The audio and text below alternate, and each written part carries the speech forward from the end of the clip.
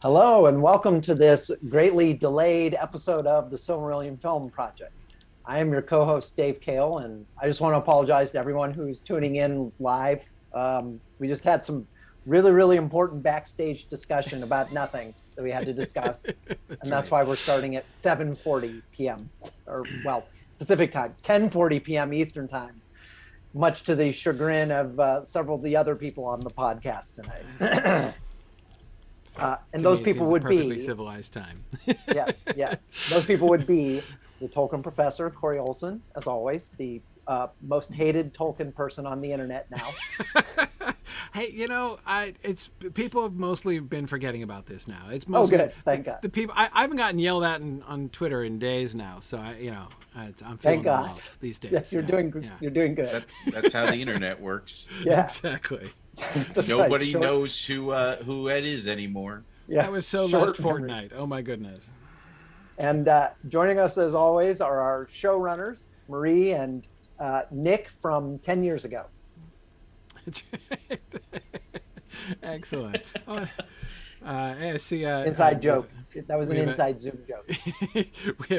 we have a viewer, Troy Hillman, who's just found us recently and has been catching up. He's in season 2 right now, so that's awful handy, Troy. We might need your help remembering what we said back in season 2, as I usually forget. So it's possible that will come up. So we'll see. Anyway, wow, you started it after catching up on exploring the Lord of the Rings. You are a marathon runner, Troy. That's kind of amazing. If you catch up on both of those things, there should be that goes beyond merit badges. That goes to trophy case kind of kind of thing. So yeah, very good. Anyway. Yeah, so tonight we're going to finish the Beren and Luthien arc. This is our third discussion, fourth discussion of Beren and Luthien. And as we've gone through, we got mostly through Angband last time. And we're going to be focusing mostly on the end game here tonight, looking at, in particular, of course, obviously, well, there's the return to Doriath, which is really important. We get the reconciliation with Thingol, and that's really the sort of climax of Thingol's arc there.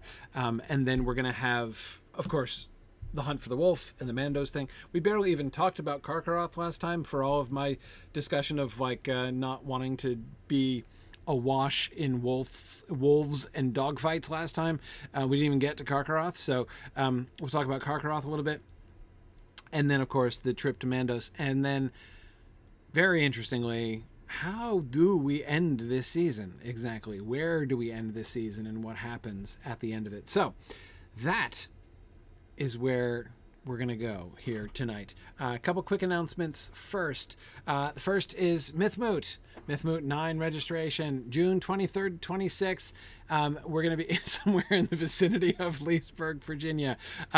We're actually, so that for those of you who don't know why I'm joking about not knowing the location of our conference that's happening in 2 months, it's because there's been an emergency change because our normal venue has been what's the word? Commandeered. That's the word. Commandeered in order to house a whole bunch of children, refugees from Afghanistan, which is awesome. We're hugely supportive of the. In fact, at Signum, we've been talking about, things we can do for the children now living in the National Conference Center where we normally have our conference. Other than breadcrumb packets to help them find their way around. But anyway, it's so we've been moved. We're actually very close to confirming our venue. It's right nearby. I can tell you it's going to be quite near to Dulles Airport. Dulles Airport was always the closest airport to Mythmoot. It's the closest one to Leesburg.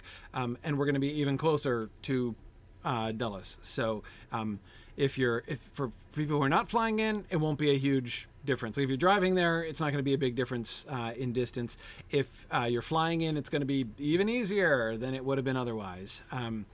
You'll probably be able to skip the Uber from the airport. So anyway, so that's going to be a lot of fun. Hope that you can join us for Mythmoot. And, of course, the space program. If you go to signumuniversity.org/space, you can see we've got 14 modules that we're doing in May. Space has been doubling in size each of the last several months. As far as number of students involved, our number of modules has been increasing and increasing. We've doubled that in the last 2 months. Anyway, lots of excitement, really, really fun modules that are happening. You can learn Tolkien's invented languages. You can learn, we have a bunch of Tolkien separate Tolkien classes, Tolkien lit classes. You can learn other languages like Old English or Old Norse or Latin, Greek. We've got, you can learn Klingon. We've got creative writing classes. We've got all kinds of things. So really, really fun set of modules coming up here in May. And I hope that you will consider joining us in space, which has been a very great deal of fun. All right, now back to the map, as always. Okay, so this time it's not that I'm noticing something I haven't noticed ever before, but I'm just looking at the Forest of Neldareth, which I always found a little bit odd. Like Neldareth and Rhegion, you know, how they have the like, why is Doriath...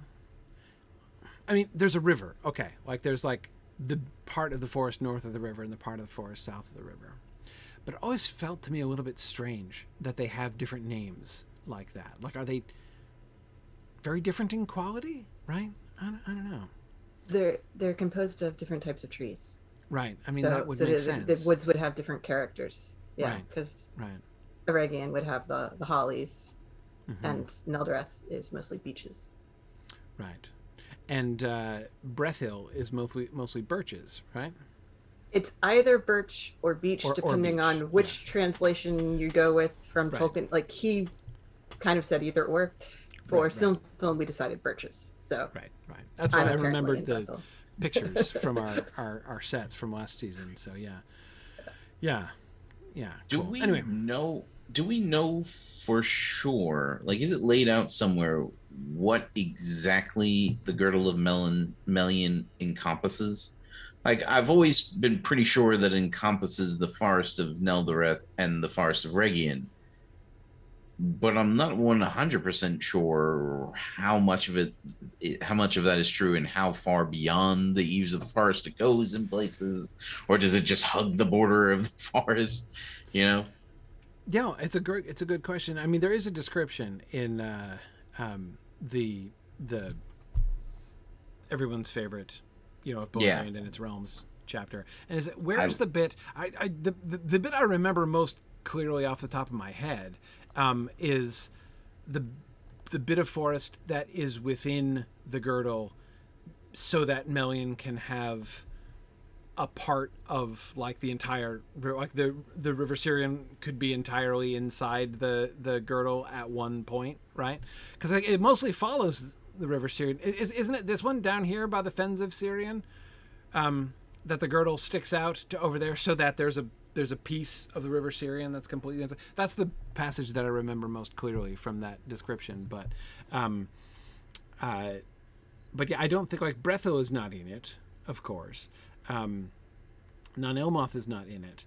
But yeah, like, how close do you have to get to the trees before you hit the girdle? Is it after you've entered the trees? Is it like 100 yards off? Like, it's is it a couple miles off? It could be, right? We never get that kind of it's actually a really cool example of a kind of decision that a visual adaptation forces upon you, that the girdle extends around, the perimeter of this forest or whatever. But, like, what does that actually mean? What does that actually look like? As you're approaching it, if you have a little, magical, like, Geiger counter, right? And you're walking closer, like, when does it start clicking, right? When are you under its effect? And yeah, we don't really know. I myself like to imagine that it would be, now that's interesting, Uzaro is saying, prefers to think it ebbs and flows, that it might not be a static thing. And that seems possible. Myself, I've always associated it with the edge of the tree. Like you have to go into the trees, right? That like when you pass into the trees, mostly for two reasons, and these are not like reasons to support this explicitly from the text, but one, because of the association between the forest and fairy in traditional fairy tales, right? That, like, you know, and the other is just the boundaries, right? Like that it would seem weird to have it on one side or like that it would match a boundary. Like when you cross, like when you step between the trees, now that's when you encounter the girdles. What feels most intuitively to make sense.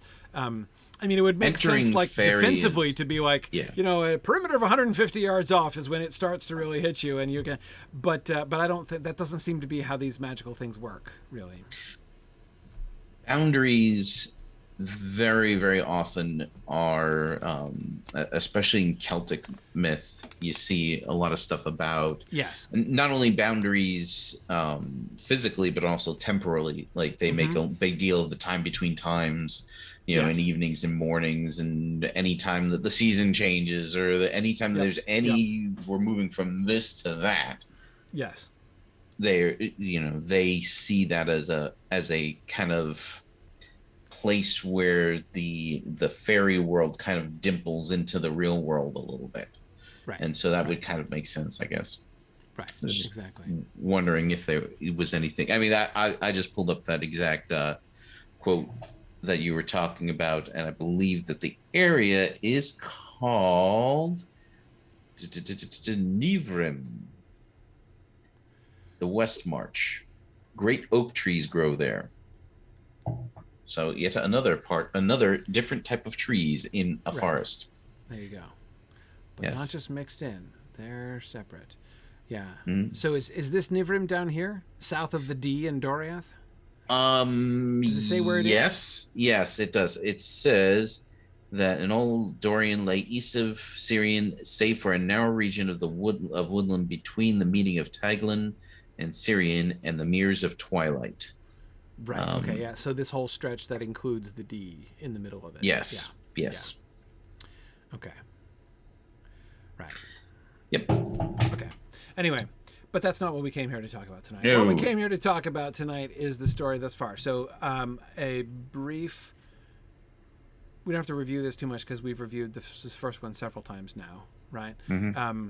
I think we pretty much remember this. Starting off establishing the necromancy and the taking of Tol Sirion at the very beginning, setting up Beren and Celgorm and Curufin and Luthien. Then focus on Beren and the drama with the death of his father and the destruction of the Gorlim, which Thorin Gwethel is going to organize the Gorlim deception and all that stuff, right? And then episode 3 is his flight, right? Beren's flight. So we've got Beren in Dorthonion on his own, and then eventually him getting down with many trials and tribulations. And then episode 4, the Tenuvial episode, right? Just following Beren and Luthien, bottle episode from Tenuvial through Beren leaving the court setting out on his quest, possibly ending with Melian and Thingol's, like Melian, the O King speech. You have devised cunning counsel. Anyway, so that's episode 4. Episode 5, 6, and 7, we spent a good deal of time kind of working through this. Episode 5, we've got Beren getting Finrod's help, Finrod and Beren being captured in episode 6, and then the rescue in episode 7, right? So then we have Luthien imprisoned in the treehouse in episode. She leaves. Okay, wait, hang on. Remind me how this goes. We see her put in the treehouse in episode 5. We see her leave the treehouse. Does she arrive at Nargothrond in episode 6, and then is imprisoned and leaves at the end of episode 6, right? So her arrival and departure from Nargothrond frame episode 6 in that way, right? And then episode 7, she and Huon show up at the tower, and we have the rescue of Beren and Finrod's corpse. And Right. Okay. Meanwhile, Celgorm and Curufin are ousted at the beginning of episode 8. Right, we have the return of escaped prisoners, and we have the outrage against Celgorm and Curufin, and they get banished. And relatively swiftly, they meet Beren and Luthien and attack Beren and Luthien, and we have the whole leap of Beren. Huon's second speech. No, that happens later. That's not here. But what I'm thinking of is Huon's final defection from Celgorm. That's the big Huon action here. Episode 9 then is the one that we ended up talking at the end of last time, talking about the sort of how Beren and Luthien's relationship works. Why is it that he doesn't want to bring her along with him? What's going on there? Why does he then agree to do it? We talked a good bit about the disguises, the Draugluin and Thorengwethel disguises, and how we didn't really want to skin Thranduil and wear his pelt, and strap it on to Beren and teach him how to run like a wolf and all that kind of thing, right? And then we had Dairons, and we decided what to do with Dairon. We decided to give Dairon a job, and that Dairon's job was going to be that he was going to encounter the Eagles. He's on his way to Angband because he alone really has both the understanding and respect for Luthien to know exactly where she's going and believe she's going to get there. So he's heading straight for Angband. He doesn't get there, certainly doesn't get there in time, but he meets the Eagles of the Mountains, and that's how they're made aware of the situation. So then we have episode 10, the Angband episode, which is another sort of focused bottle episode, right? The whole thing is an Angband from their arrival at the beginning. The dancing before Morgoth scene, which is not sketchy, as we discussed, the cutting of the Silmaril from the Iron Crown, and then the confrontation with Karkaroth. And we mostly didn't talk about the confrontation with Karkaroth because it's pretty well blocked out in the book as it is. There's not too much to add it's would be on my short list of like scenes that we don't need to do much to in order to really get it ready for screen presentation. Exactly. The way the confrontation works, Yeah. as written. The only thing for the adaptation is why Morgoth has a giant wolf at his gate, which we but now that we've done the whole thing, do we have any different feelings?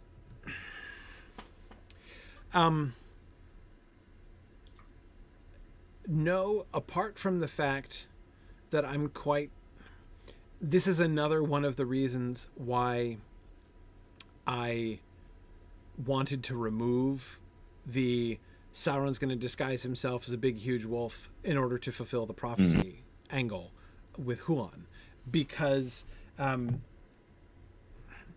as it is, for reasons I explained last time, I don't find that compelling theater on screen.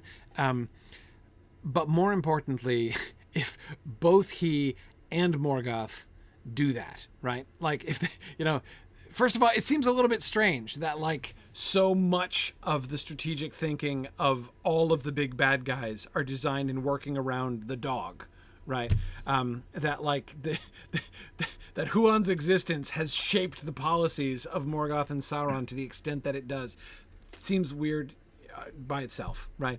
But secondly, that to give first to Sauron this kind of Witch King and Eowyn-esque encounter, right? I'm gonna attack you confidently because I believe that I know how this prophecy is supposed to be fulfilled thing, right? And then it doesn't pan out, and then we have Morgoth basically doing exactly the same thing, except he's kind of right this time, except it doesn't work that way or whatever. Anyway, like it's and of course, Morgoth having defeated the mightiest living elf is like, yeah, but that Huon though, you know, Yeah, I like have, it's a little to weird. make special preparations for the dog. Yeah, yeah. No, it is weird. I mean, I find that a little weird. Or at least, again, I think it would look weird on screen. I mean, there's a way in which it... repetition is an interesting thing, isn't it? Like, repetition works so much better in prose narrative than it works on screen, right? I mean, it really does. I think Repetition on screen works for a very there's ways to do repetition where it's powerful. Right. For example, a really really good example of repetition in film is in Big Hero 6. I don't know if you've seen it. Mm-hmm.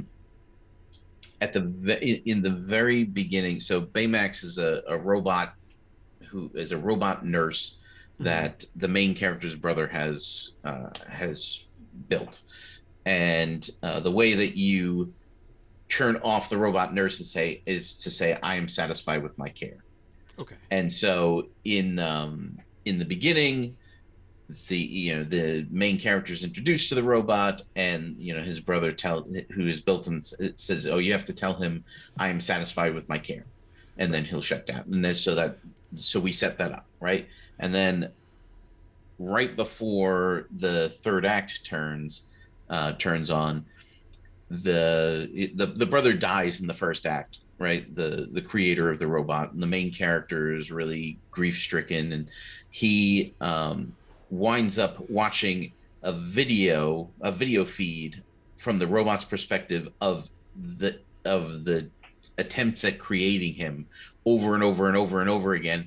And the brother, when he finally gets it right and the robot is working, he says, I'm satisfied with my care, and his face disappears, right?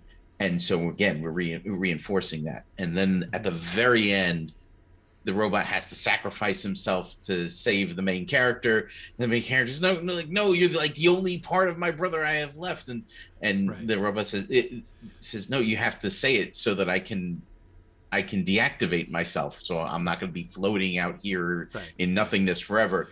And so the main character has to say, I'm satisfied with my care. Right. And then that's the last you see of him. Right. And so that kind of repetition is extremely powerful. Right.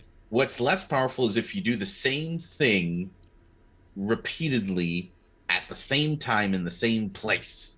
Especially if it's not working, right? Yes. Like you do the thing and it doesn't work, and somebody else comes and says, hey, wait, I have an idea. Let's do it again and hope it works this time, right? But better.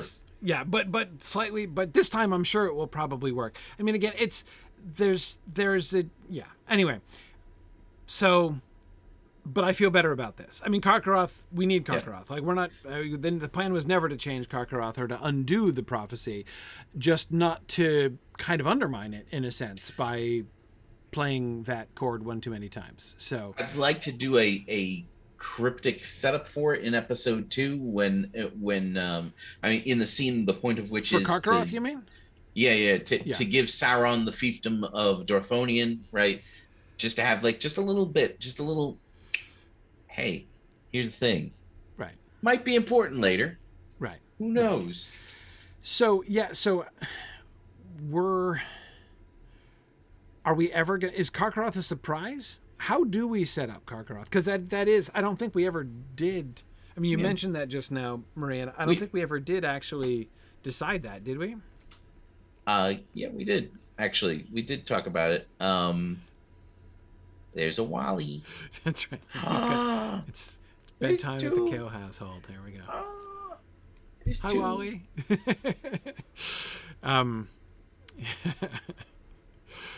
Oh, look at the two of them making me feel old. Yeah, see, this is how we can measure how long Film has been going on. Yes, exactly. Precisely. How old was Wally when we started? Yeah. But yes, Wally's going to be coming in asking for the car keys when we started. Yeah. Yep. Yeah. That's what I thought. Okay, so we're what we had talked about was just having a little, almost, it would look like a throwaway bit where we see a young wolf get Morgoth's attention in some way, and all that has to happen is for Morgoth to give him a wolfy treat, right? Right. And that's it. That's all we need, because then when we see him later on, so and we could are we going to show adorable puppy Karkaroth? Is that what we're going to show? Like little puppy Karkaroth frisking around. We could do ugly cute. Yeah. Like this is it's not like Glaurung, right? Like he doesn't have to be like this elemental force of destruction in the same way. He is an elemental force of destruction, but he's more like the Gamork, right? Right. The Gamork is totally my visual model for Karkaroth. Yeah. I mean, there's no question about that. Yeah. Okay. So we just have to show that there is a wolf, right? Yes. And maybe a scant mention in dialogue somewhere about 2/3 of the way through the season about a new guardian at Angband or something like that. And I think it's totally fine, as we mentioned last time, for Draugluin himself to be under the impression that he is the fulfillment of the prophecy. I mean, that would be the most obvious thing in the world to him personally, right? Because he knows he's the greatest wolf in the world. And Huan knows it. He ran from him at the battle. That's exactly what Draugluin thinks about that, right? That it's obvious. So obviously Draugluin provides us with the opportunity to be reminded of the Huan prophecy but see it unfulfilled in Draugluin. But see, there, it's not a failed stratagem. It's like a foreshadowing, right? That Draugluin is not the greatest wolf in the world. And a sort of satisfyingly humbling moment for Draugluin as he is defeated by Huan. And I mean, I would be totally fine, by the way, in how that's depicted for us to build this up, right? The viewer has every reason to think that Draugluin is the greatest wolf in the way he's the father of werewolves. Like, that's how we've depicted him all along. I would really kind of like this scene if it looks like Huan is sacrificing himself for Luthien and Beren, right? He's going to fight Draugluin, knowing Draugluin is, in all probability, the greatest wolf in the world. Huan has certainly never met a greater than Draugluin, right? So even Huan himself might be under the impression that, that prophecy probably getting fulfilled right now, right? But I'm doing it anyway because that's the kind of, wolfhound I am, right? And then it turns out he wins, which is a kind of a twist. It's a surprise to everybody, right? So there, it's a twist which sets up the final confrontation. And I would think, it should build some kind of dread, right? Like, okay, the prophecy, we've brought up the prophecy enough time in this season to know, like, it's now officially like Chekhov's gun, right? The greatest wolf in the world is gonna come out at some point during this season. And if it's not Draugluin, when is it? So we're going to start looking for the greatest wolf in the world, like behind around every dark corner for the rest of the episode. And we don't have that many episodes until we get there. Right. But I like that as a setup for the reveal of Karkaroth. Yeah, which is why it's important to tease Karkaroth before any of that comes up. Before any of that language comes up at all. Right. If they were paying close attention, they will have reason to anticipate what it could be, but they could miss it. There's a very, very good chance that the majority of the audience would miss it. Yeah.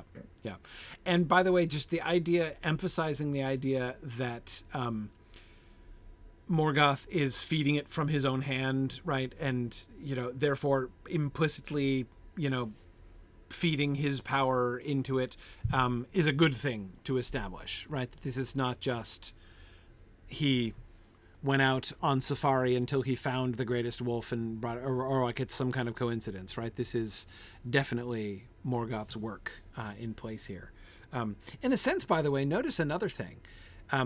This fits the pattern that we've shown again. We didn't even do this on purpose, but it fits the pattern again and again that we've seen of Sauron doing something evil and interesting and complicated and cool, and Morgoth coming along behind him saying, I'm going to do that, except times 5 and cruder, right? So instead of the father of werewolves, right, which Sauron has organized, and the whole werewolf thing, which he's going to be like, no, instead I'm just going to build giant manic monster wolf, right, who will be greater, like less interesting but greater than Draugluin, right? Not a lieutenant, but just a thug that I keep by the door, right? So yeah, it's yet another example of that differential that that we've shown again and again between Sauron and Morgoth. That's kind of fun. Okay, and then the Eagles show up. Karkaroth is going to run off first, right? He's going to ingest Silmaril. What are we going to show with Karkaroth's response? I mean, how do we have Karkaroth? So Beren holds out his hand. Karkaroth eats it, right? Beren collapses to the ground, bleeding profusely. Probably screaming. I'm not worried about what Beren is doing. He's got a relatively foreseeable script at that point, right? But what does Karkaroth do? Like, do we have him like he swallows the hand and then what? Like, how long does it take before like Silmaril heartburn kicks in? And how does he react exactly to it? And there are two reasons why I ask this. One is that if we're not careful, that could look really silly, right? Could look really hokey, especially since he can't communicate what's going on in his stomach, right? So just like, I'm standing here, I've just swallowed something, and now all of a sudden I'm going to start freaking out and running around, or I'm going to howl and run away. It's not obvious from the outside and this is another thing. In a prose account, the narrator can just tell us what is going on inside, literally inside Karkaroth, right? But we're not going to see it, right? It's Wolf has bellyache, doesn't show from the outside. All we'll see is him running off, and the viewer would be like, what just happened? Why did he run away? Like, that doesn't even make sense, right? Yeah, there's things we can do. I mean, one, you asked the question, how long does it take before the reaction? No time at all, because otherwise Beren and Luthien are in serious trouble. Like, the wolf needs to. Yeah. It has to take some, there has to be at least a moment where he backs off, because you have to show, like, we have to see Beren and Luthien, right? Like, we have to. And Philip is, of course, also suggesting, a little bit of suspense would not be a bad thing. Enough of a delay that it looks like he's going to have a chance to savage the both of them as Beren is writhing and bleeding, and Luthien is trying to staunch the arterial bleed from his wrist, right? But then, like, when it looks like he's going to, then, okay. Sorry. And then, as to your second point of how can you tell that a wolf is suffering internal anguish and pain, like, dogs yelp when they're in pain. I don't know if you've ever heard a dog that had an electric collar on and went outside its range and didn't understand how to come back inside the range. Right. You can tell what's going on with that dog. Right. Even if you are not the person who put the electric collar on it, you know exactly what just happened there. So basically, Karkaroth starts acting like he's getting zapped by an electric collar, and everyone gets that maybe eating the Silmaril was a bad idea for him. Right. So there's a couple of other things too. Like, visually, the Silmaril might be glowing bright enough to see it through the body. Could we see it? Yeah.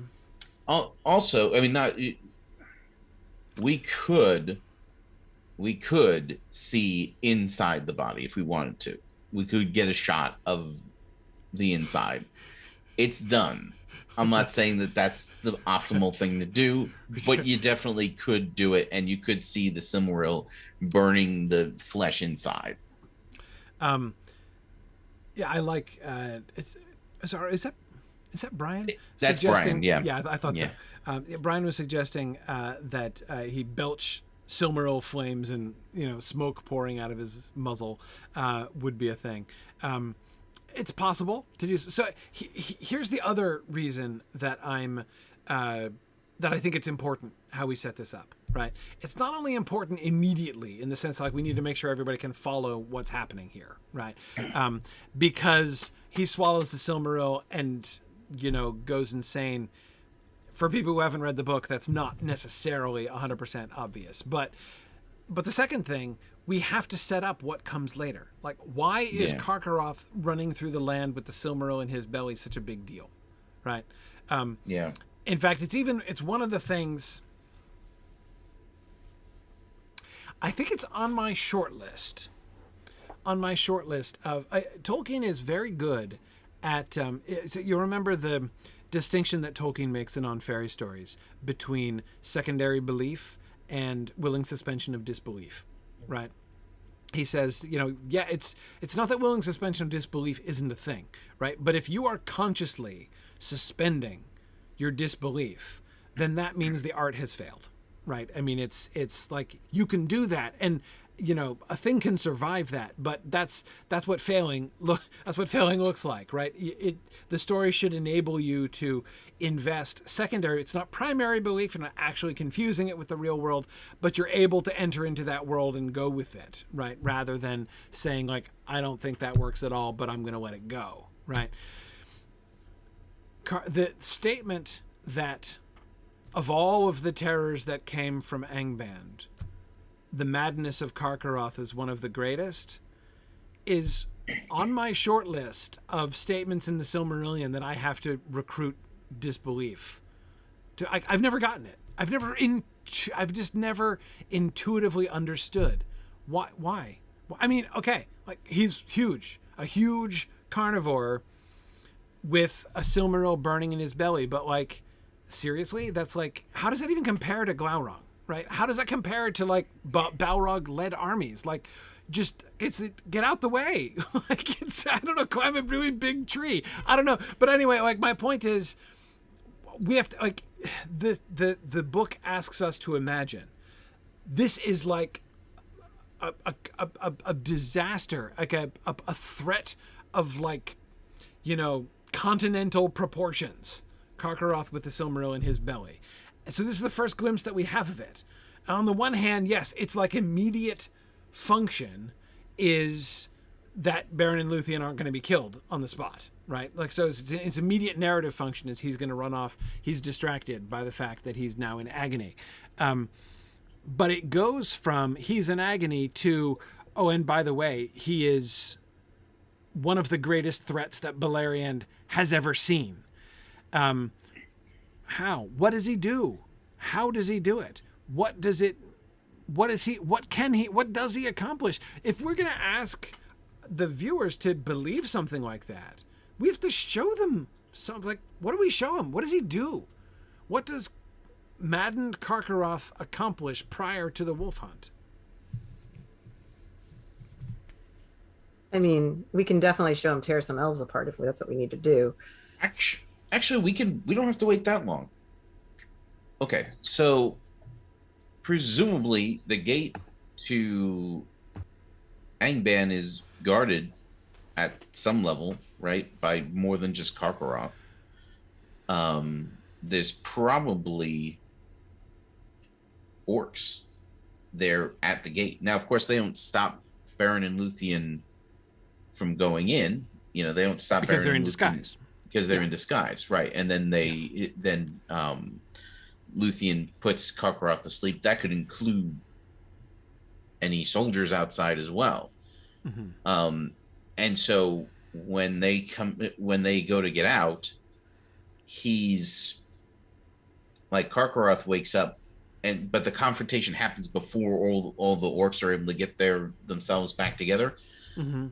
And so after Karkaroth swallows the Silmaril, the orcs start approaching, presumably to either watch Karkaroth finish off the job, or finish the job themselves, or take Beren and Luthien into custody, whatever it's going to be. And Karkaroth immediately starts like losing it, right? Yeah. And just rips them apart, right? Mm-hmm. leaving them their bodies not just torn but smoking, right? Like smoking from the burning of the Silmaril inside it.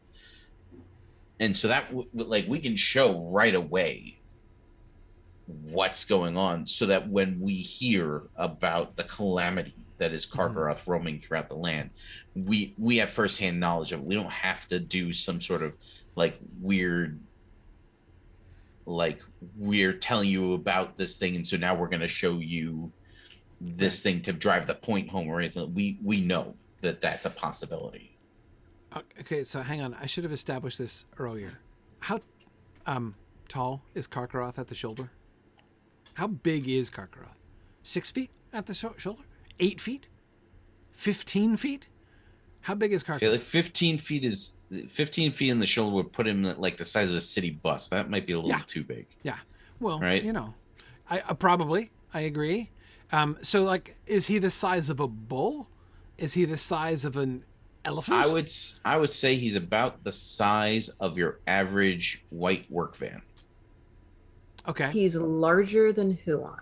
He's larger than Huon. And Huon we have cast as an Irish wolfhound. So like Correct. The high end of dog normal is how we've cast Huon. Right. So not elephant sized, but something like bull sized could work. Maybe. The part of the thing is, if it's a fantastical creature, you can make it any size you want and people's eyes will accept it. When it looks like a wolf or looks like a dog, there is a limit before your brain immediately is like, that's too big and it looks fake. We don't want him to look like Clifford the Big Red Dog. Yeah. I guess that's where I was headed. But I know they ran into that problem with Game of Thrones with the dire wolves. They wanted to do things with them that weren't working, and part of it was because the size was an issue. Too big. Yeah. There may be, this may be part of the reason for the hyenaizing of the wargs in the Lord of the Rings films, because just upsizing them wouldn't really quite, they'd look cute, right, if they were just wolves. I have an idea, and I think we've talked about this before. This particular creature. Yeah, that's it. Okay, hang on. Andrew Sarkis. Let me. Yeah. I remember Andrew Sarkis. Yeah, we used him back in season 1, but the thing is, I didn't think we really wanted prehistoric stuff still around when we have elves on screen. No. My point is to change the proportions. So Karkaroth doesn't look like a wolf. He looks like a mutant, deformed monster. Yeah.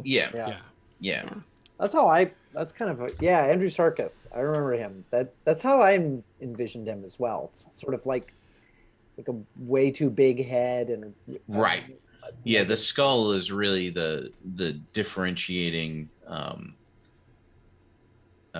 differentiating factor. Yeah, that's a good. I like that image. Huge and mutant, but again, not so huge that it's going to look like that.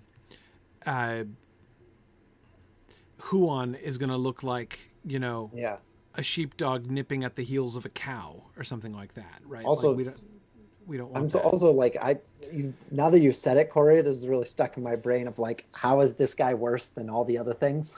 That's always been my question. We've got dragons, we've got Balrogs, but no, like wolf with Silmaril in his belly. And so this is one of the reasons I'm asking about his size, though, right? Because his size will. So okay, like again, Karkaroth's coming, right? The wolf is on his. What do you do? Right? What do you do? Glaurung is on his way. Unless you're Turin, you can't do anything but flee, right? Like the idea of doing anything but like trying to get away is. What happens with Karkaroth? What do you shut the door? No, I'm serious. Like I don't mean to just diminish it, but like you've got a wall. You've got a 30-foot stone wall. What's Karkaroth going to do? Right? Silmaril in his belly or not. Yes, he's being tormented. Yes, he's a large and quite ferocious creature, and I wouldn't want to meet him in a dark alley. But Worse than Glaurung? Really? Like, it's... Well, Glaurung never made it into Doriath. Agreed. That's interesting, right? So we will see him crossing through the girdle, right? Yeah. And that was and that's one of the cues that we get, right? But again, all we get is this blanket statement, like, of all the terrors that we get, and I'm like, okay, we don't necessarily have to push that button if we don't want to, right? We can just kind of sidestep that and not go necessarily in that direction. JJ had a really interesting idea, which is, what if there's actual fire involved? Like, what if we actually see fire? What if, as he's burning on the inside, like, what if he's actually setting fire to things as well? Like, what if he's not just leaving a trail of, like, dead people who happen to get in his way? Again, this is another reason, though, why I'm not, like, as terrified about Karkaroth as I am about, because he's, like, insane, right? I mean, like, he's not even going to hunt you down. Like, it kind of seems to me like all you got to do is sidestep and get out of the way, and he's going to carry on running, right? I mean, like, he's not going to stalk anybody. He doesn't have time to stalk anybody. He doesn't have enough wits to stalk people.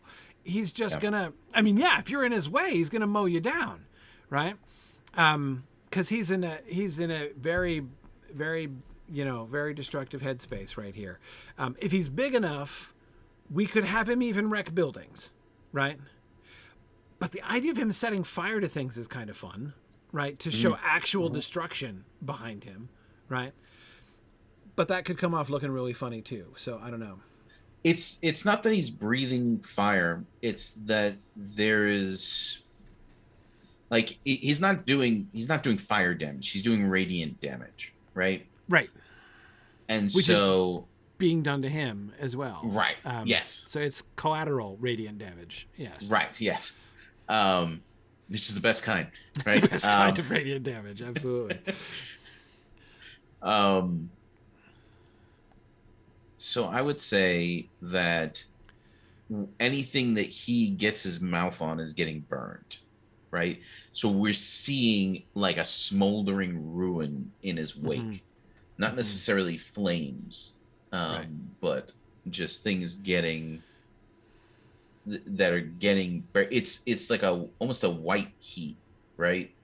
Like, so the stump of Beren's hand is cauterized, right, preventing the awkward, like, I'm having arterial to put a tourniquet on his wrist while being carried by an eagle. Yes. Yeah, I like that. That's good. Cauterize the wrist. That's a good move. So if we see the burn damage from the original bite, right, because as soon as he's getting bitten, that Silmaril's in contact with Karkaroth's mouth. So yeah.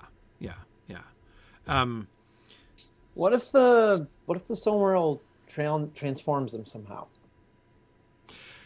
Yeah, if there's some kind of change here. Again, he's not just a very large, very mean dog who's in a lot of pain and therefore likely to lash out if you get too close. Like, again, like, this is the thing that I'm having a hard time with, right? It's got to be more. What if he's just like a running giant napalm? You can't even see what he is. Yeah, right? He's just setting everything on fire. Like a giant fiery monster. If we want to go with and especially the fact that he is just, like, on the loose, has no plan, is running everywhere and, like, setting fire to everything, fits that, that would fit that sentence, right? About, his superlative as far as threats to emerge, to come upon. I think it would have to be, it kind of almost has to be like that. Like, he is a walking weapon of mass destruction. Just like, that would be the thing that would differentiate him from, say, Glaurung. Like, Glaurung is capable of that kind of destruction, but he's just not going to. He's got an intentionality about him. Right. But maybe Karkaroth is just literally, people are looking at him and saying, like, this guy might burn down all of Beleriand. Right. And so if he doesn't stop and there's nothing to stop him, he's going to keep burning everything. Yeah. So would we want to use, like, some kind of analogy with nuclear radiation to what he's doing then? Well, that's interesting. So the problem is, and this is a problem, the problem with radiant damage too, is that ultimately the light that's burning through him is a good light. Like it's harmful to him, right? Just as it was harmful to Morgoth when he was holding the Silmarils in his hand. But it's not like if you stand near a Silmaril, you take, radiation damage. Normally. That's right. That's what I was wondering, if are we going too far in one direction here? Because the Silmaril is not a mini nuclear power plant that has. No, it's not. It is tricky. It is tricky. I mean, the alternative would just be, basically just to kind of let that sentence go and not try to live up to that sentence at all. I mean, Tolkien really liked his superlatives, and he did. He uses them all over the place. And if you try and make them all true all the time, it doesn't, who's older, Treebeard or Tom Bombadil or sure. whoever. Everyone's the oldest. Right. Yeah. And no one's the second oldest. Right. Yeah. No, I mean, I think the function of that statement does have a function in this story though, right? And the function in this story is first that when they hear about this, right, the hunt for the wolf is established, right? This is why Thingol and all of them can't just be like, well, not our problem anymore, right? Let's, as long as we can fend him off, right? As long as we have a big enough tree to climb, we don't have to worry about him, right? So we'll be fine. It's clear that something has to be done about this. Not, for the deliverance of Beleriand, right, from this horrible threat. So it plays a function in that way. We don't have to follow that, right? We can answer that question, why do they take it upon themselves? And in a sense, the text also gives the answer to this, right? Beren knows the quest is not yet fulfilled, right? As soon as he hears about Karkaroth, he's like, okay, this is on me still, right? I have to finish what I started. And so we don't necessarily need more than that. And especially that can be done with great poignancy, I think, with him and Thingol, right? Because it's after the reconciliation. So that's a really, the hunt for the wolf could be a very, very powerful father-in-law, son-in-law bonding moment, right? A moment of atonement on Thingol's part, right? Where he is going to set out to try to set to rights the problem that he created, right? Which is cool. I think that could do really well.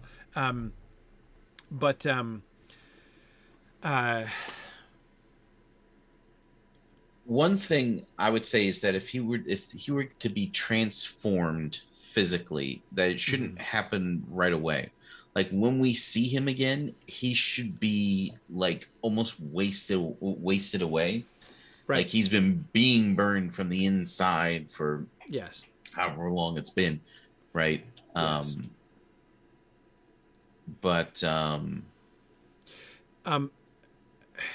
The Esgalduin, right? Isn't the waters of the Esgalduin that he drinks and calms the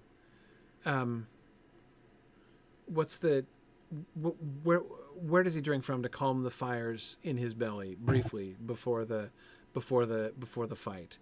I'm not sure I'm getting that straight in my head, but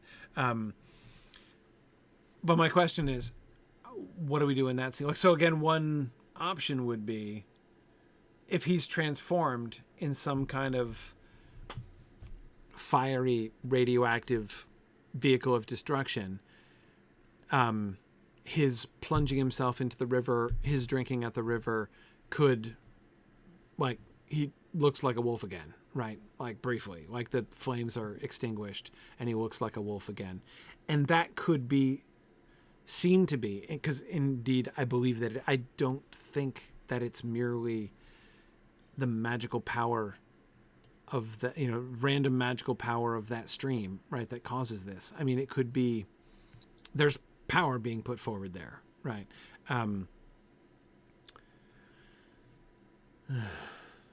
Sorry, Karkaroth is Esgalduin. It is Esgalduin. Okay, that's what I thought, but I wanted to make sure I wasn't making a mistake there. So maybe let's work backward from that final sequence, right? He comes to the Isgalduin and he drinks from the Isgalduin, right? Or he's immersed in the Isgalduin. I kind of like the... Hey, hang on. Let me go back to the map.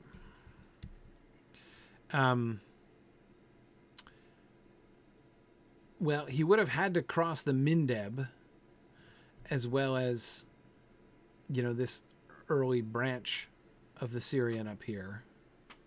If he's coming down, right, he can come down on the eastern bank of the Sirian. He's got to cross the Mindeb, and then he gets to the Isgalduin in here. But that's good. We don't have to show him crossing any other rivers. I'm just... Okay, just trying to picture this. Okay, so let's go with option 1, which is the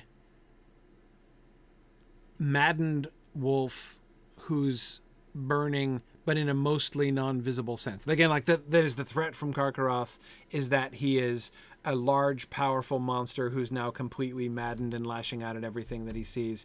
You don't want to get anywhere close to this guy. That's option 1, right? The sort of him not as like an obviously supernatural sort of phenomenon, right? He's just, this is like maddened monster version of Karkaroth, right? In that case, we would show him drinking from the Isgalduin and he would recover sanity briefly, right? We'd show him not being as crazed as before, and then we have the fight, right? In option 2, if we show flaming supernatural engine of destruction wolf, right, then we'd have to show him what? Getting quenched, in a sense, right? Like he'd be emerging from the Isgalduin looking like a normal monster again.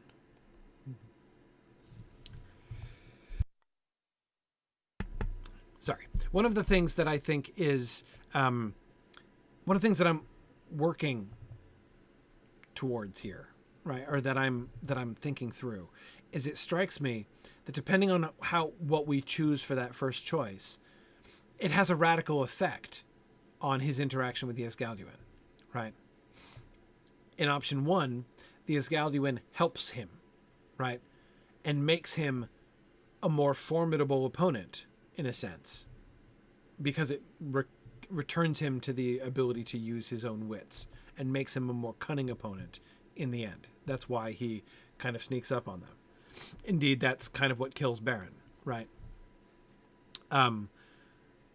Whereas if we did the supernatural flaming wolf of destruction version that gets quenched by the Isgalduin, what we would be suggesting really is some kind of supernatural intervention by means of the river, which makes him vulnerable and able to be attacked and killed by the wolf hunt. If you see what I mean. I mean, those are radically different effects that his interaction with the Isgalduin would create. I feel like the latter is kind of implied by the story in a way, because if you think about it, if the water is somehow, if any part of Ulmo is in that water, then that puts kind of a buffer between the Silmaril, like physically puts a buffer between the Silmaril and the inside of his body. So he probably, that seems likely to be why in the story he does get relief. Mm-hmm.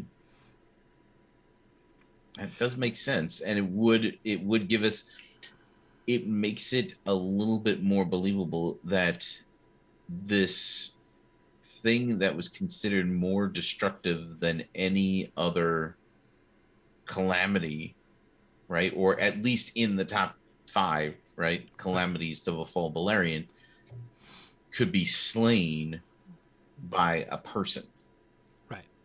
Right. Yeah, I kind of like the implication that if it had not been for the intervention by means of the river Isgalduin, he would have destroyed the lot of them, right? I mean, he's going to kill Huan one way or the other, right? The question is, does he do in the lot of them, right? And as it is, he comes reasonably close to that, right? I mean, things are pretty dodgy for a minute. But I think I like the idea of suggesting an intervention. Like, it's almost like he's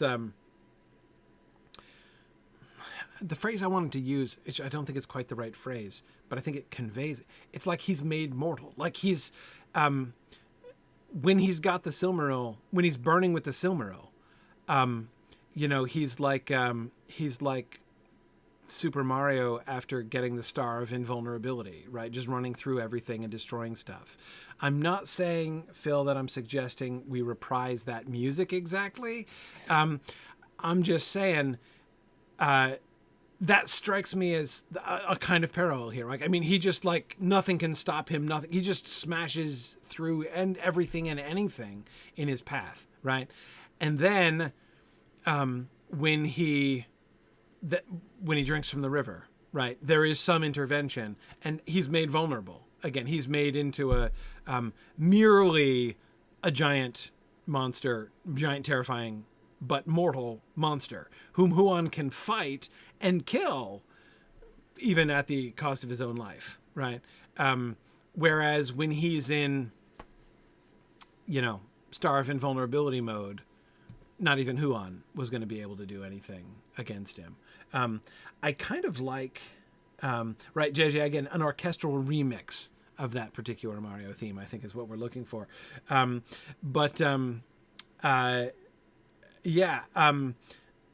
Brian's suggestion about, instead of having Karkaroth encased in flame, have him encased in smoke is really interesting, actually. And one of the things that I like about that is the kind of the veil of mystery, right? Smoke pours from, showing that he's being burned, explaining, again, as you say, Marie, we can demonstrate that he is in pain, right? While assuring our viewers that no giant monster wolves were in fact harmed in the making of this production. But nevertheless, it also, he is this, surrounded by smoke and shadow, which is like, almost like it's like the reaction, right? It's when the holiness of the Silmarils meets his, darkened, corrupted flesh, filled with Morgoth's power. There's this, horrible shadow smoke reaction, and he's steam. Or steam, both. It's more volcanic situation instead of nuclear power plant situation. Yes. Yeah. Yes. If he just swallowed half this Galdoon when they meet him, he's going to be giving off a lot of steam. Right. There would be some steam involved.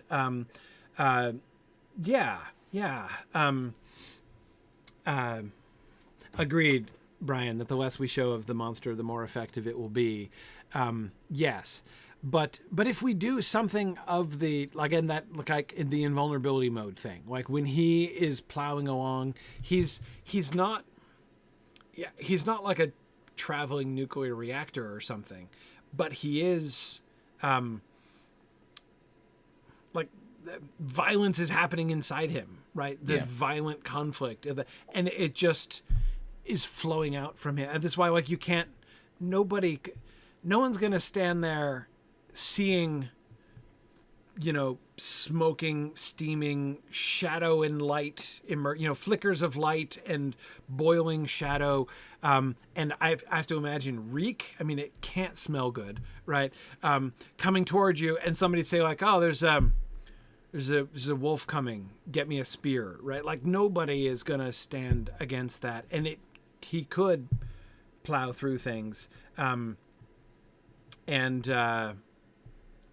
I could see fires being set, like things burning after he goes through. It doesn't mean necessarily he has to himself be engulfed in flame, but there being fires. Seeing like the smoking ruin of a village in his wake might not be a bad thing. But sorry, Dave, go ahead. I was just gonna say, are we turning him into a Balrog? a little bit. Well, look, okay, shadow and flame. I hear ya. Steam, right? Steam. Yeah. There are certain similarities, but there are certain similarities between, there are certain similarities between among a lot of Tolkien's monsters in that way. That's true. Yeah. Right. And we don't want to confuse anybody as to why Karkaroth doesn't have wings, so we do need to be careful. But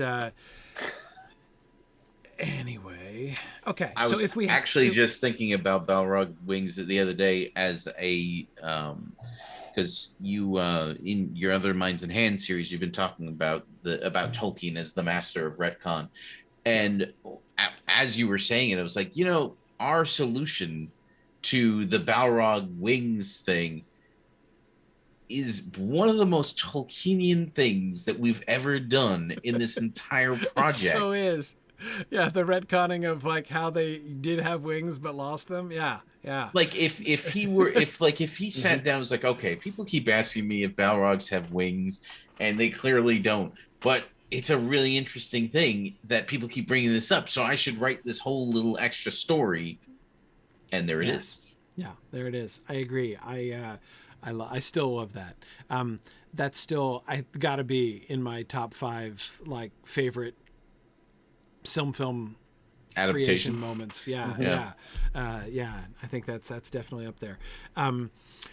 But okay. So we do the quenching in Isgalduin thing, and that for a time turns. I mean, and it's kind of interesting because we can show him as the fight is going on, like more and more, like the smoke will start. There'll be more and more smoke coming, right? And until finally he gets cut open and the smoke comes pouring out, and then you lift out, out of the smoke and char of his insides comes Beren's unburned hand, right, with the Silmaril still in it. And that would be real. Not only do you first show like, you've got this flaming, steaming, shadowy, smoking dog, and then you cut it open and you're like, well, there's your problem right there, right? And then it gives us a chance to show his burned out insides, and then Beren's fist in the middle. I think I think that works really well. Okay. All right. So I think I kind of like the smoke thing. I think we can make the smoke work and establish that he's basically unstoppable. Shifting or re-emphasizing at least the role of the Isgalduin in his final defeat, I think is good. Oh, and by the way, this gives us an opportunity. We've got to... his getting through the girdle has to be a really dramatic moment, right? I'm imagining, by the way, a squad of Doriath border guards, right? Mm-hmm. Who are seeing him approach and doing fortunately he can't get through the girdle or else this would be a problem, right? And then we show him coming through the girdle and just completely, throwing them everywhere like bowling pins, right? Like people who laugh in a Jurassic Park movie, they're about to get trashed by something. Right. Yeah, that's and if we don't show one of the things that I really like about the idea of him being like physically, like visually encased in something, the smoke and shadow thing, is that it enables us to sort of show the interaction, right? The interaction between him and what's going on with him and the girdle itself. And I definitely want to show the light of the Silmaril shining through him most clearly in that. We'll show the occasional gleam of Silmaril light, right? But to have the glow of the Silmaril really brightly at that point, and making it really clear. It's not just that he's really strong and covered with a particularly dark breed of shadow, right? But this is the light of the Silmaril that's enabling this. Yeah. Yeah. Okay. Cool. Well, okay, that wasn't exactly what I was planning to spend. That wasn't what I was building up to, but that was still something we really needed to talk about in this. So now let's look at our final 3 episodes. 11, 12, and 13. So episode 11 is the return to Thingol's court. No eagles involved in this episode. The eagles are flying off into the distance. Do we go over Gondolin? Do we... does that happen at the beginning of this episode? Like, are they just... Do we end episode 10 with them being picked up off the ground and the eagles flying away, roll credits? And then we begin episode 11 with, like, view of Gondolin from above, and then we, like, swoop down in on Doriath as we follow the eagles? We probably don't need to actually show the transition from when they got off the eagles and when they started walking under their own power. Like, we could probably go from a shot of them passing over Gondolin to a scene of them at the, coming before Thingol, honestly. Like, right. That's... Right. Yeah. Especially if we're trying to get to the hunt in that same episode. Right. Okay. Most of episode 11 seems to me pretty straightforward. We have him entering Doriath, like I was just... Karkaroth entering Doriath, as I was just describing. We get the dramatic reconciliation of Thingol with Beren and Luthien, and that's important for, like, this is the high point of Thingol's character, right? This is the arc that we wanted to give him, where he turns and he repents and he accepts them, and that I think can be very beautiful. And then he presides over their wedding. Love that, right? We see that happen. I have one question. I have one problem that I don't know how to solve in episode 11. How on earth do we justify Luthien not going with Beren on the hunt for the wolf? Why does she stay home? P.S. I've never understood why Luthien stays home. Seems not like her. She's helping Melian repair the girdle. Right. We've got to, right. Now there's a hole in the girdle, right? We got to go patch that. Okay. Can I anticipate another topic? Sure. Pregnant with Dior. Pregnant. So pregnant elf princesses are advised not to go on wolf hunts. That's true. But... Which can be done very quickly. Like, all that has to happen is for someone to say, you can't go. Trips to the halls of the dead are A-okay. We can't have her... Oh, no, yeah. That doesn't... Yeah, no, that's terrible. Yeah. We can't, like... What are we going to keep Dior alive on life support while she's a corpse? Like, she can't take him with her. She would have to lose the first baby if we're going to do it that way, which is a definite change to the story. Holy cow. Yeah, I don't think we can do in the original story at all. No. But yeah, Dior would be child number 2 in this case. The first one's... Oh, man. I mean, on the one hand... Wow. Sorry, Dave. I know that's not what you were trying to do. Yeah. I like it. Yeah. The crazier the idea, the better, I say. Oof. It reflects really badly on her. Basically she allows herself to waste away into death while pregnant with her child. Yeah, that's not a good look. It's Muriel part 2. It's worse than Muriel. Muriel stuck around until Fëanor was born. right. Yeah. Well, that's, I guess, the other way you do that is she sticks around until he's born, leaves Dior with Melian, and then dies of grief, just like Muriel. In which case, episode 12 is like lots of time passes, and then when she says "tarry for me," and it'll be a while, right? I mean, it's that's not the worst time passing that we have on this slide. I'm just saying. I disagree, but anyway, it's yeah. So no, I don't think we can do. But I agree. I mean, at least she's pregnant is a reason. right? It's a reason. It's a reason. It's a reason with some serious implications, right? That can we put a pin in that as a possible? Yes.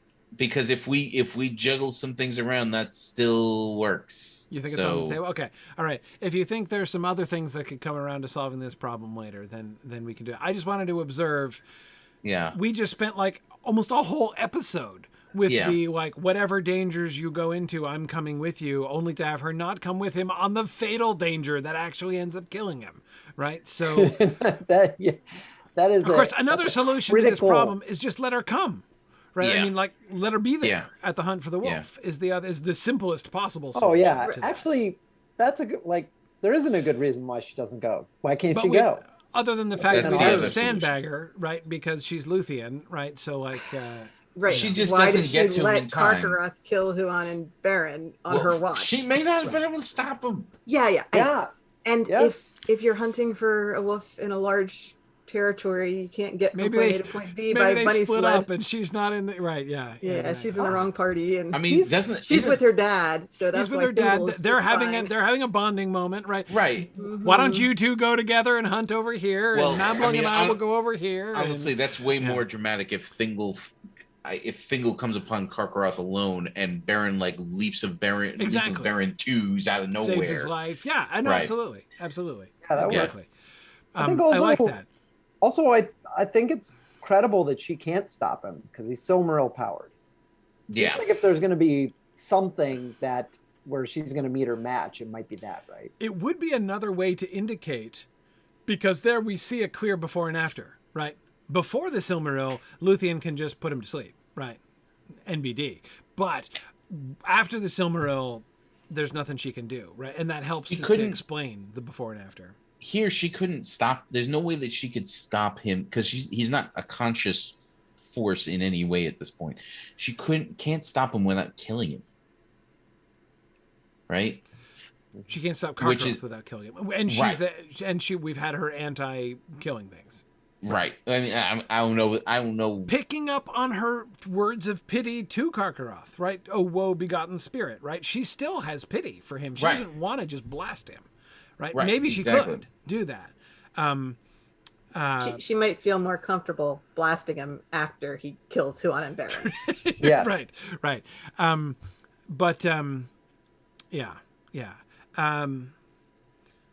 Now, Philip is right. Philip says that her going on the hunt means that her choice in response to his death gets actioned immediately, which is a good compression of the story. That is true. We can have their, her last conversation. We don't have to have Beren lingering on, right? And for the trip back to Menegroth before he dies, she can just come to him right there, and they can have that conversation on the spot, which is, everyone must admit, more efficient doing it that way. Yeah, it seems to me the big risk is that we're basically showing, or at least it might look like, Luthien failing, essentially. Like she meets her match. She's overcome everything, even Morgoth himself, right? And yet, here confronted with the wolf, she loses, right? Losing her undefeated record throughout the whole story. But again, what we've seen is that although I can joke about her having an undefeated record, she's been locked in prison multiple times. What we've seen is her not willing to unleash her power destructively, right? Which has restricted her already on more than one occasion, right? So, yeah. And exactly, Brian. I mean, that's kind of what I'm leaning towards too. It does help to boost Karkaroth's resume as chiefest and greatest calamity of Beleriand, right? If even Luthien is not powerless but incapable of stopping him, right? Once he powers up again. Yeah. So I would say our two major options at this point are either she's pregnant and we work out the details, and so she doesn't go, or she does go and she's unable to stop Karkaroth in time or whatever before Beren's his last leap of Beren. Right. Yeah. I like go and can't stop him. I feel like that's certainly my favorite vote so far. Yeah. I feel like the consequences of that are better. They boost Karkaroth, and they introduce like tension and drama. Like, oh my goodness, she's met her match. I feel like anything where we contrive to get her to not go, I feel like ends up having unfortunate consequences. Like either she's not going, either she's abandoning Beren when she said she wouldn't, or she's making questionable choices as a mom. Right. Yes. Yeah. Yes. Okay. So let's run with that for now, though, Nick. I'm still interested in hearing your other solution to pregnancy. It's still that, well, yeah. I mean, it's just a matter of shifting things around, so that, and the time that it takes for her to give birth would put her departure off a little further. So that's all. That's all that would do. Okay. Well, all right. So, but let's move forward. Episode 12. So now we're penultimate episode of the season. This is the Mandos episode. She goes away. He dies. He waits for her like she asks him to. And again, there, I think one small point here. I think it has to be clear that this is Beren's will. Yes. Right. This is not like she cast a spell and as a consequence of her power, she's not like pulling an Isildur on him. Right. And like dooming him to unlife until she fetches him. Now, obviously that's a kind of a grotesque caricature of it, but I'm just saying, I think it's really important that he is the one. She asks him, right? She asks him to wait for her, and he does.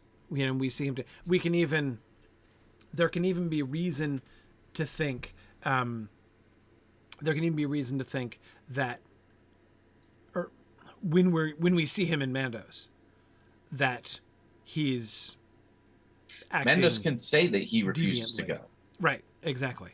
Like it's he's not doing what normally happens. Like there's a deviation of the system here. Something is happening here that, Mandos is like, we got a red flag on this situation here, right? Something strange is afoot even before Luthien shows up. Now Luthien shows up. And of course this gives us the opportunity to reprise the scene from the beginning of episode 1, right? Mm-hmm. Where we go back into Wraithworld vision, right? And we see her spirit leave her body, and then we see one of the, Angel of Death spirits, right? Yeah. Come and escort her back to Mandos. So we know so we don't want anyone being like, how did she get to Mandos? Did she sail in a boat? Like, we've already established the whole spiritual journey thing at the beginning of episode 1. So that's awfully convenient. And then, so she appears now before Namo, and she sings her song. She sees Beren. She sings her song. We meet Deadway again, right? Deadway is there, looking on. We had talked about the possibility of that. That like one of the elves that she freed from the the pot of evil, right? Mm-hmm. Okay, and she sings her song. He gives the choice. She chooses mortality. So one of the things, let me explain why I'm pausing here. One of the things that I find really interesting about the Beren and Luthien story at this moment, and some of the discussion on the discussion board was kind of hinting at this issue also. It is very unapologetically Luthien centric, right? The story as it's told in the published Silmarillion really only cares about what happens to Luthien, if you see what I mean. The story barely asks the question, what was Beren's experience? What happened with Beren when he came back from the dead? What was his experience like? Exactly, right? What did he choose? He chose, right? You know, she's making a request. Send us back. Beren is presumably on board with this. I'm not trying to imply that Beren's being dragged back into life kicking and screaming. But the emphasis is all on Luthien's choice, right? Again, it's a very elf, like all of the Silmarillion, it's very elf-centric, right? It's very natural that it should be. I'm not criticizing it in that way, but I am saying Beren's experience, Beren's perspective, Beren's choices, almost unrepresented at the end of this story. There's barely even a gesture toward what Beren is going through, what Beren is thinking, feeling, choosing, acting throughout all of that.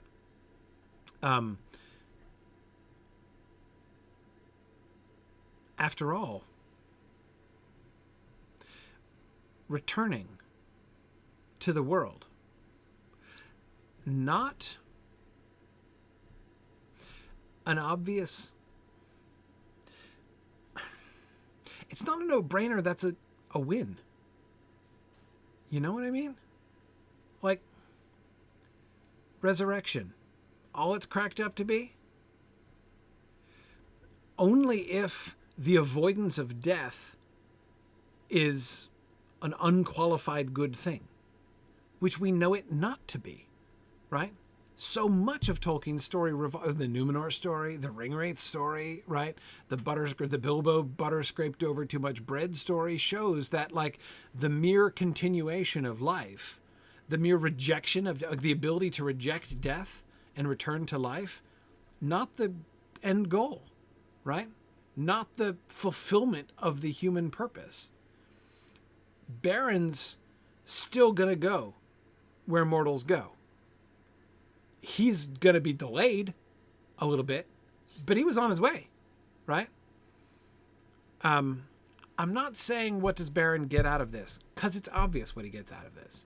In one sense, it's obvious what he gets out of this. But the sense in which it's obvious is I don't know, kind of limited one, if you see what I mean.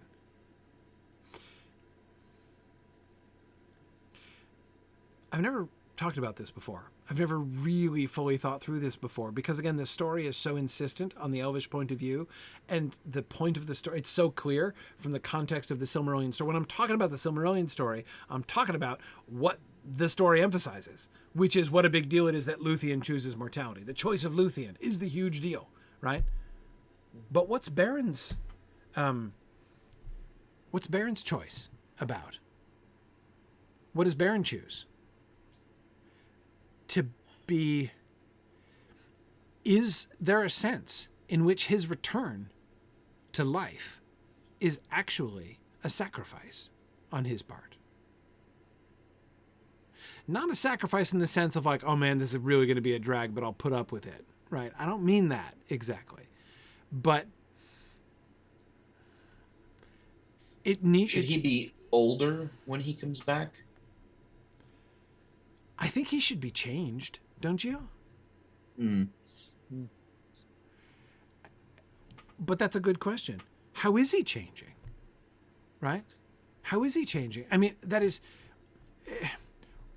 We have no other Tolkien examples of a resurrected human.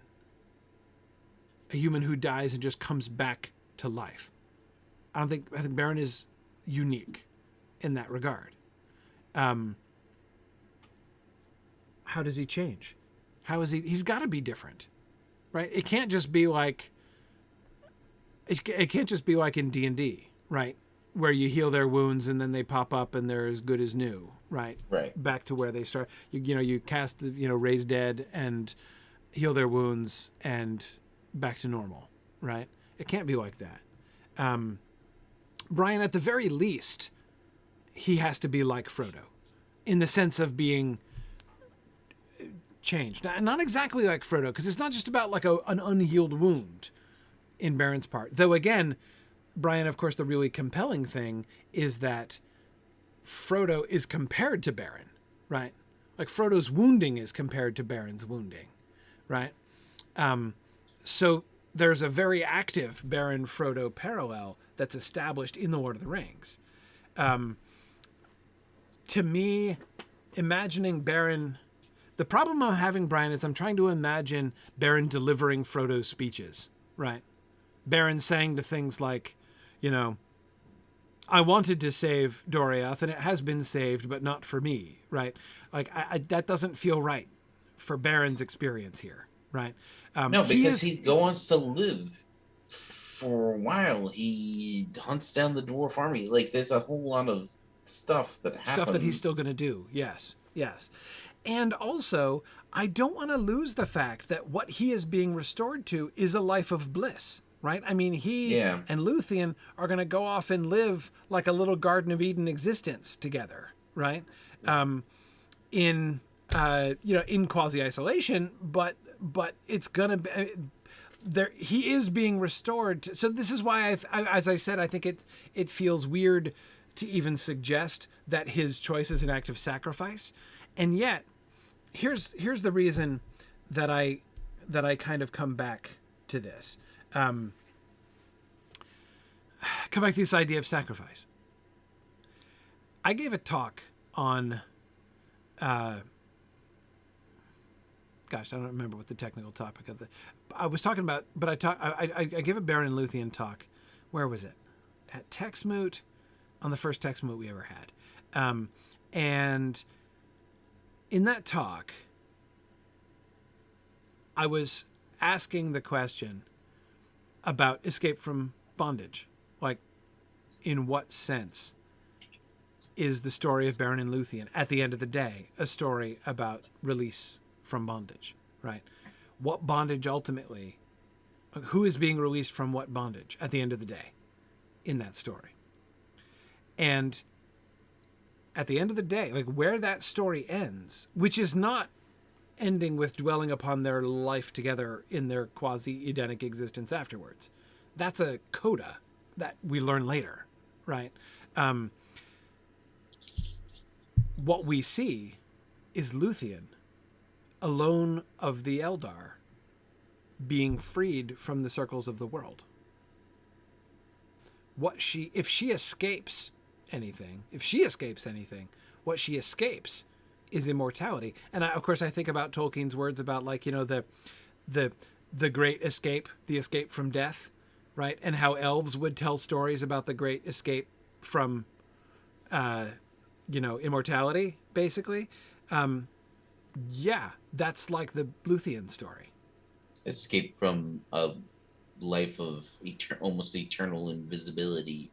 Yes, from having your Hroa consumed and lingering on as long as Arda remains, becoming increasingly only memory, which is increasingly sad memory, right?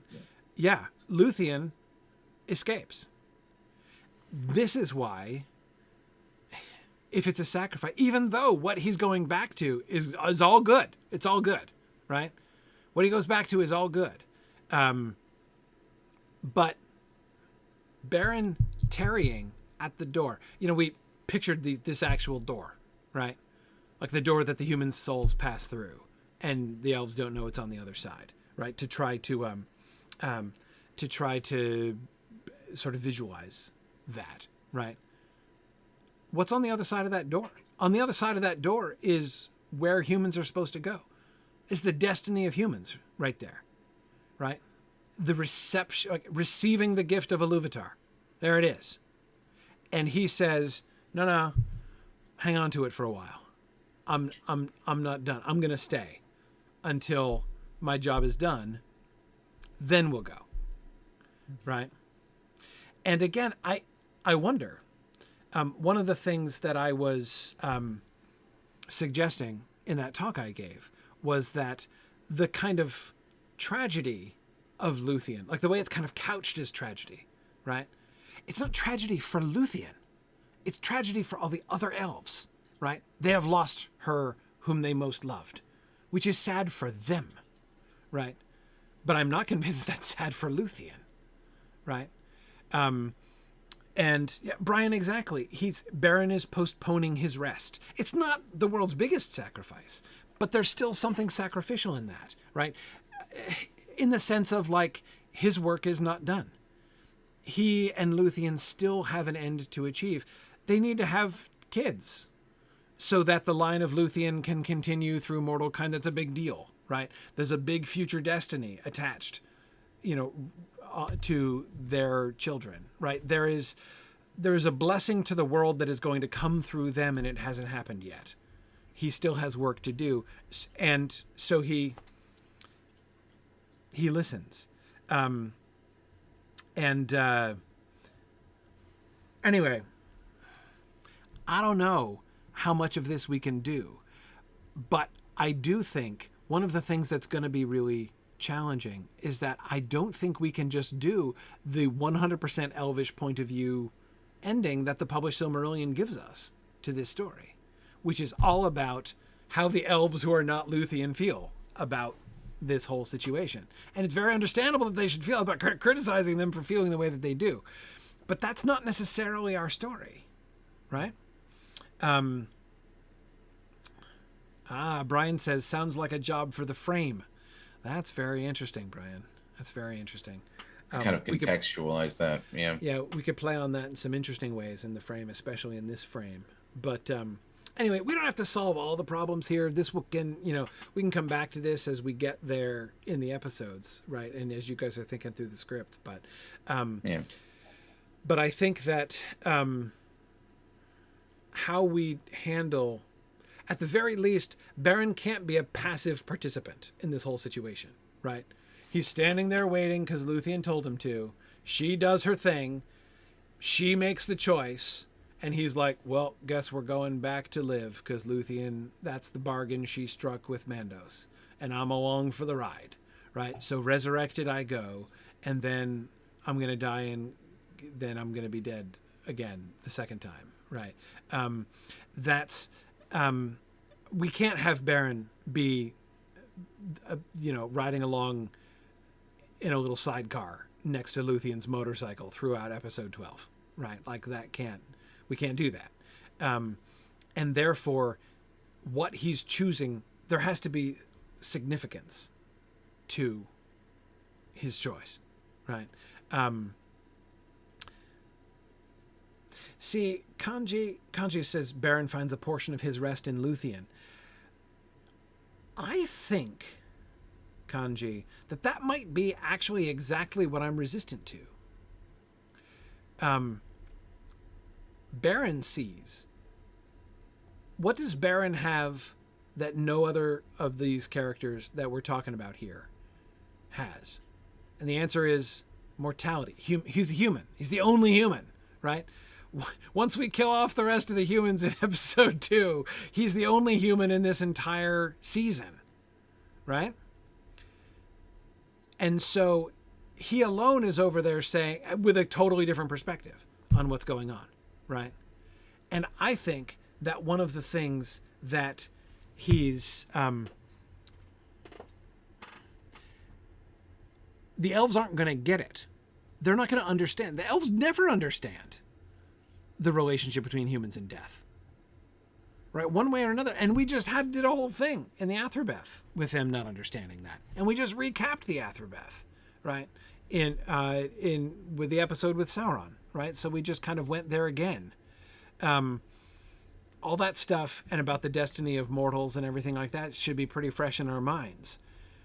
What should come here, I think, is being given the human perspective. And we know pretty clearly what the right human perspective towards death is. And it's the Númenórean one, right? That is the good Númenórean one, not the bad Númenórean, the Aragorn one, right? What we see, Aragorn's death in Appendix A is the model, right? For how humans and death are supposed to be connected to each other, right? You see, Beren hasn't lived a full life. He hasn't. His job's not done. Yeah, Right. It's not wrong for him. That's why exactly. It's his choosing life is not like the Ringwraiths wanting to live, or the late kings of Numenor wanting to prolong their lives. Right. We do show that difference. It's clearly not in that category, and yet it's not in that category. But it's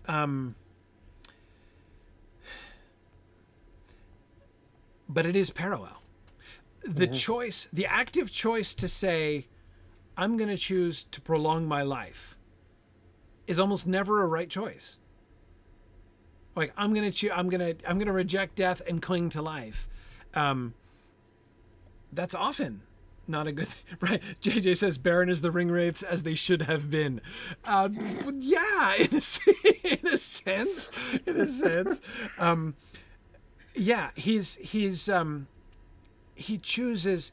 It's a good reason that he chooses, but again, we have to show that's a good reason. We cannot possibly afford to show, if any human is offered a get out of jail free card when it comes to death, you take it.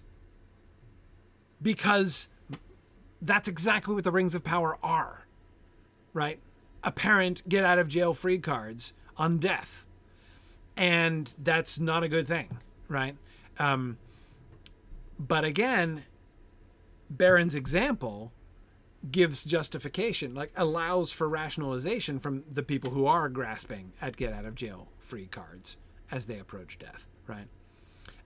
It's just, I think Beren's perspective, Beren's choices have enormous consequences for future storytelling, right? Do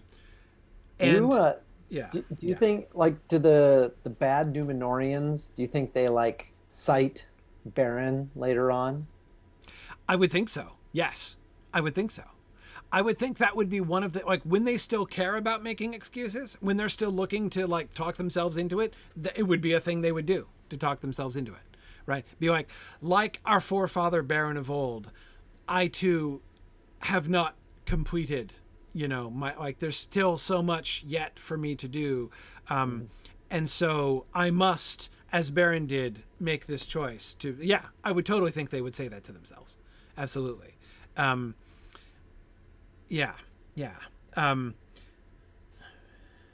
the way, here's another thing that's really easy to take for granted at the end of the Beren and Luthien story. Luthien chooses mortality so as not to be parted from Beren. Why does that come with resurrection? Why don't they just not go through the door together? Okay, bye-bye. You've chosen mortality. There's the door. Literally, there's the door, right? He's probably wasting away here. Like, he's being pulled towards the door, like all human spirits are from the instant they die. It is his choice to wait has to be something that is practical. There's something heroic and self-sacrificial in even just doing that. I agree. And that could be the self-sacrificial component that we're looking for, is not necessarily his return to life, but his willful dalliance. Wait a second. In Mandos. Yeah, hang on, I just thought of something. The only thing we've shown about human relationship with death was through Andreth, right? And her words to Finrod saying, you guys call it the gift of Iluvatar because you guys are clueless, right? That is not what is going on. You elves like to say that to yourselves, but that is not what death is like for us. Beren is the one who, so Dave, again, I'm thinking about the connection to the Numenorian kings, right? And ultimately to like the Aragornian perspective, right? Which is Beren's like the inventor of that. Like that, this is what Beren discovers, right? Beren's near-death, not near-death experience. Very, very near indeed to death. Beren's experience, what he learns is like the true nature of death, right? Yep. What he comes back discovering, and this, Brian, is how he's like Frodo, right? He's like Frodo in that he wants to leave, right? He's looking forward to leaving, not because he needs healing, but we make Beren the first human who has who does lay down his life like Aragorn does, right? Once the second time, right? Once his job is fulfilled, right? He is the one who paves that particular path of saying, now Beren is the first human to understand. I mean, since the corruption, right? Since the early days. But he's the first one in the post-Morgothian scenario who understands the sense in which death actually is. So he's the first one, Brian, not to fear death. The first mortal not to fear death. And thus we use his resurrection and his new, that's how he's changed, his post-resurrection experience. He now looks at life and death entirely differently and sees what no mortals that we've ever met in the series have been in a position to understand. And that is, holy cow, now I understand in a way that the elves themselves didn't understand. Death really is the gift of Iluvatar to men. And now I understand. It's like he finally understands the true meaning of Christmas at the end of the season, except it's death that he finally understands. And this also explains resurrection. Why? I mean, that is why he's resurrected in the first place. Like, why is that the outcome? Because not just because they need to have a baby, which is true, but because he needs to, like, he has to understand this and also maybe transmit it. Mm. Yeah. I'm liking this. So him coming back, he now becomes a messenger almost. Yes. He's Lazarus. Yeah. He is. He's Lazarus. He's like. And the Numenorians don't listen to him, even though he came back from the dead. Right. Yep. Well, they do for a while, but they yes, exactly. Right. But yeah, no, exactly. That's exactly it. And yeah.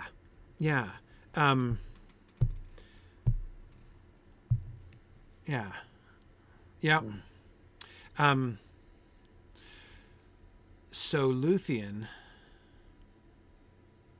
but of course the elves don't understand it, right? Nope. Maybe the resurrection is a surprise to them both.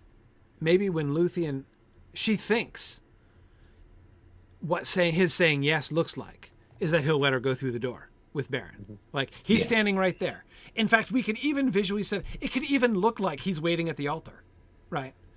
And she's going to go to him, right? And then they're going to go through the door together. And that's like the spiritual consummation of their marriage. That's what, like, so that could totally be what's in her head, right? She's basically asking Mandos, let me go to him. Let us stay together.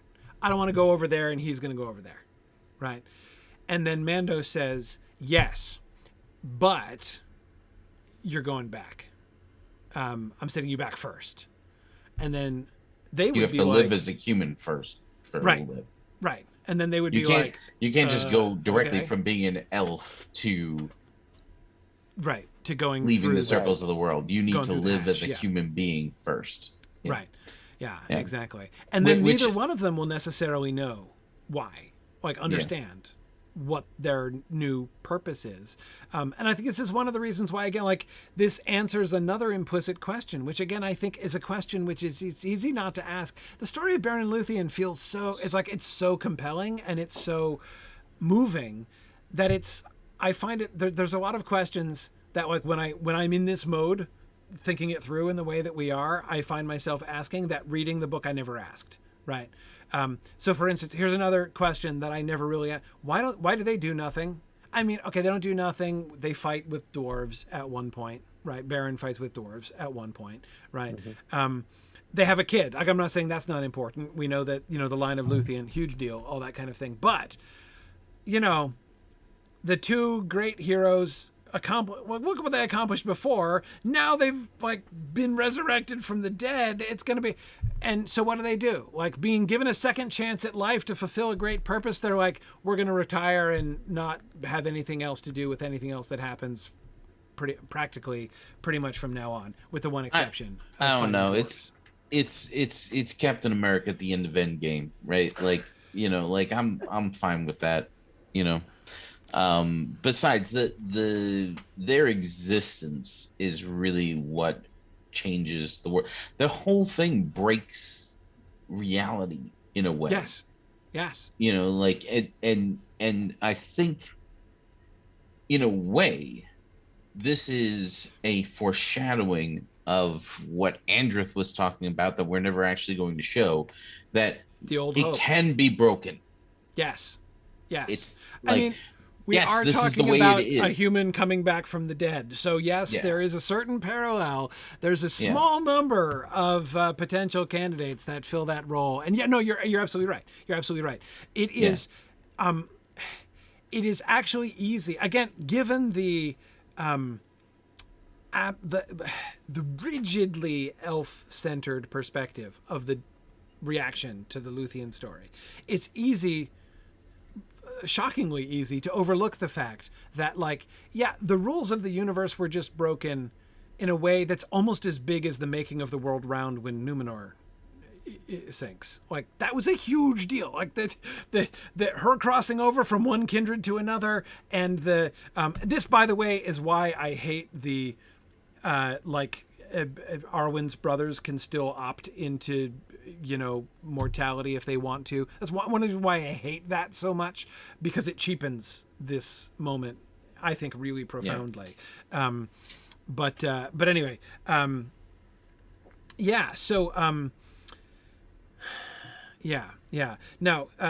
Senalisha is saying they never talk to any mortal again, right? Yeah, it does say that. We can deal with that, though. That could just be happens. Like, just because it says that happens doesn't mean that there's some sort of ban or something. Yeah. I don't remember. I could be misremembering it, but I don't think that there's actually some sort of ban on it. It's just what happens. At least that's the way it's described. That there could have been a ban, and, but I don't think that it's. I don't think it's something we need to make a big deal out of. What we certainly don't do, what it certainly shows, and what we certainly can't do, is put them back into circulation, right? We can't have them going back and leading, the armies of humanity or something like that, right? But that doesn't mean that nothing that comes from them gets. Now, a question to answer, I don't know that it's necessarily actually even a season 6 question necessarily, is why the Green Elves? Why Osirian? Why? I mean, on the one hand, there's a certain geographical rationality to it, right? I mean, it's a tolerably out of the way place. But if we go back to the map, what about further south, right? Go to the Bay of Balar, turn left and then right and go south till you run out of map. There you go. Isolation, right? No problems. If that's what you want. Why do they choose to go among the Green Elves? Why that? Okay. But I'll tell you what. Here's what we're going to do. It's late, and I certainly do not right now want to begin the question of what happens in episode 13. Let us punt episode 13 to the next session. Oh man, that sounds wise. Yeah, I think so. Because and in that context, we'll come back to the Green Elf question I was just asking. If we do some of those things that I was describing there in episode 12, so the big question. So let me just spell out for everybody. We were kind of talking about this before, and there's been discussion about this on the boards. But the big question is episode 13. What does it work? How does it work? What happens? Like if they are resurrected in episode 12. The weird denouement that's barely described in the text is what we get for episode 13. How does that work? How do we make that work? What do we want to happen in episode 13? And how can we make the post-resurrection return of Beren and Luthien into a satisfying conclusion to the arc of this season. And that's a big question. So that's why I don't want to I mean, I think yeah. So we'll see what we think about that. Anything else I say will be me actually starting to talk about it. So I'm going to leave it at, we're not talking about this right now. We will start this in our next session. Now, in our next, we've got other things. We'll get to these other things too. What do we do with Dior, which will come up in the context of discussing episode 13. Right, here are some of the other questions, and then the foreshadowing of the near knife, right? Okay, so we'll come back to this stuff in the context of the other things. And so we were gonna start talking about the frame story. That probably won't happen in the next session, but that's okay. The next thing that we will do once we finish figuring out the end of this season, we'll be talking about the frame. And we've been planning since more or less day one of as soon as we thought of the idea of having a frame, we decided what the frame of this season would be. So we've been meaning this to be the Aragorn and Arwen meeting in Rivendell from the very start. So we'll get to that. Probably not in the next time. So the two things that I have to emphasize, one is that we'll do that the time after next, not next time. And the second is that next time needs to be delayed. So I'm not going to be available on the 7th or 5th, which is the next scheduled slot 2 weeks from now. I've been lucky so far, but my luck has run out. So we're going to need to postpone following up to the next week, to May 12th. So that will be our planned next session, Thursday, May 12th at 10 p.m. Footnote: there is a non-zero chance that I can't make May 12th either, but I don't yet know for sure. I'm trying to get out to North Dakota to help my son move. He's got to move out of his dorm room and into another dorm room and stuff, and we're gonna out there to help him. But I can't even figure out when on earth that's supposed to happen. It's like issues of being a very out-of-state person at a state school, where this school totally assumes that you're just driving in, from Fargo up the road to do this. And I'm like, no, plane tickets are involved. Can we please figure out when move-in day is going to happen? Whatever. Anyway, so I don't even know. It might be that week. It's possible it'll conflict with May 12th. We will post notices about that, but 12th, 17th, somewhere around there is when, or 12th and 19th, somewhere around there is when we're gonna when we'll resume and do our next session and discuss the conclusion of the season. I'm actually really, I like how this has worked out. I like really having a whole time where we can, because it's not just going to be talking about that one episode. It's going to be thinking through the entire arc of the season, making sure that the whole shape works, so that we can really, backing up from it, and before we move on and just move forward, backing up from it and saying, okay, what are we saying in this season exactly? How is this all meant to work? So anyway, that's what we're going to do. All right. Thanks very much, everybody, for joining us. And I look forward to seeing you whensoever that happens. I look forward to seeing you guys again. Thanks, everybody, for a fun discussion tonight. And we will see you guys in a few weeks. Bye now. And I will say, thanks for listening and Godspeed.